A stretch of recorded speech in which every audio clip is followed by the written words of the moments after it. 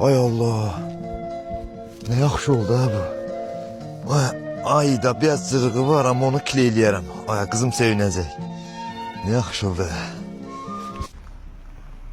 Komşu salam ha komşu, ne tersen? Ha qonşu, salam salam. Neymişsən burada? Sağ olun gözəl, heç nə ilə evə gedirəm. Ha, mən də işe gedirdim ha. Neyse kulluğum var. Sağ ol, Allah köməyin olsun. Oldu qadan alım. Sağ özündən var.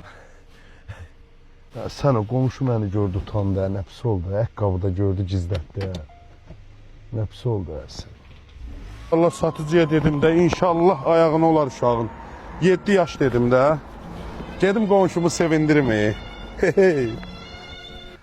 Görəsən qonşuda kiley olacaq. Kimdi? Ha qonşu nə tərsən? Sağ ol Nə var, nə yox? komşu. Sen ne tersen? Zaman nətərdir? Qonşu gör nə deyirəm. Bəlkə sənin evdə balada super kileylər olur. Süper kiley. Ha. Bilmirəm vallahi. Hə, Olmalı. uşağın ayaqqabısı qopub, onu böyürü biraz, onu Ha, yamayım. bildim. Qoy baxım görüm qonşu. Yaxşı. Gəlirəm. Gözlə bir dənə səbir ol. Yaxşı. Qonşu, sağ gör nə deyirəm. Hadi. Mən şey tapa bilmədim, kley. Ha. Canı sağ Bu olsun. elə bir ki biz uşağı almışdıq. Aha. Krasovkadır. Yəni ayağına olmadı. İstəyirsən 7 yaşına da, səndə də şu an 7 yaşı var, 7 düzdürmü? yaşı, Hə, apar.